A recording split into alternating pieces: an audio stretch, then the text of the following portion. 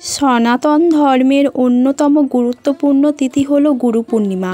আগামী 10ই জুলাই গুরু পূর্ণিমা পালিত হবে। এই তিথির নানান খুঁটিনাটি তথ্য জেনে নিন এই ভিডিওর মাধ্যমে। হিন্দু ধর্মের গুরু পূর্ণিমার বিশেষ মাহাত্ম্য রয়েছে। আষাঢ় মাসের শুক্লপক্ষের পূর্ণিমা তিথিকে গুরু পূর্ণিমা বলা হয়।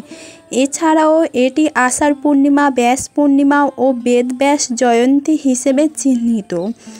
এই তিথিতে ব্রহ্মসূত্র, মহাভারত, শ্রী ভগবদ্গীতা ও 18 পুরাণের রচয়িতা বেদব্যাস জন্মগ্রহণ করেন। এই তিথিতে গুরুর পুজো করার বিশেষ মাহাত্ম্য রয়েছে। গুরু পূর্ণিমার দিনে পবিত্র নদীতে স্নান ও দান করার বিশেষ মাহাত্ম্য রয়েছে। গুরু পূর্ণিমা কবে? পঞ্জিকা অনুযায়ী আষাঢ় মাসের পূর্ণিমা তিথি শুরু হচ্ছে 10ই জুলাই রাত 1:37 থেকে এবং শেষ হবে পরের দিন 11ই জুলাই 2:07। উদয়া তিথিতে অনুযায়ী 10ই জুলাই গুরু পূর্ণিমা পালিত হবে। গুরু পূর্ণিমার শুভক্ষণ, মুহূর্ত এবং সময়।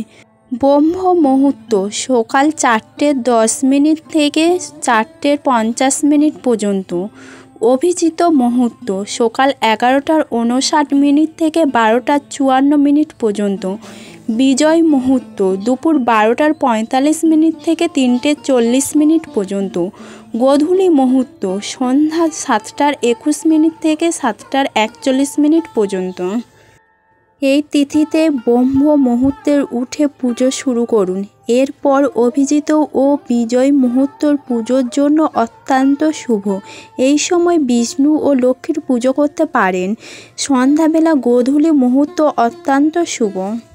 গুরু পূর্ণিমায় কী করবেন, কী করবেন না? গুরু পূর্ণিমায় দুধ, রূপো দান করা উচিত নয়। মনে করা হয় এর ফলে চন্দ্রদোষের প্রকোপ বাড়ে। এই তিথিতে কালো ও ছেঁড়া পোশাক পরবেন না। গুরু পূর্ণিমার দিনে বাড়ি অন্ধকার রাখবেন না, একে অশুভ মনে করা হয়। এই দিন আমিষ খাবার খাওয়া থেকে বিরত থাকুন, মদ্যপান করবেন না। গুরু পূর্ণিমার মাহাত্ম্য, এই শুভ দিনে গুরুদের আরাধনা করা উচিত।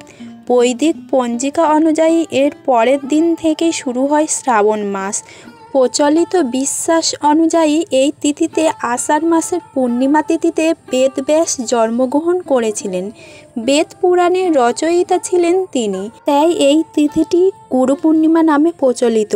এই দিন লক্ষ্মী ও নারায়ণের পূজার্চনা করার বিশেষ মাহাত্ম্য রয়েছে। জীবনে গুরুর মাহাত্ম্য ব্যাখ্যা করার জন্য গুরু পূর্ণিমাকে পালিত হয়।